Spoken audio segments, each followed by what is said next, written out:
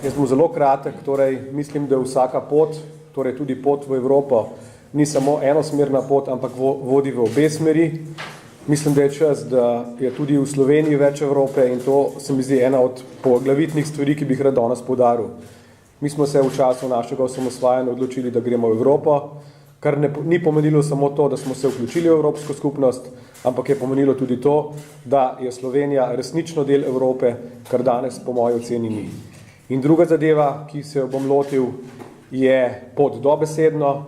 Mislim, da je čas, da evropski poslanci uredijo, zlobirajo, odvrnejo tiste koridorje, ki danes več ali manj v večji meri potekajo mimo naše države.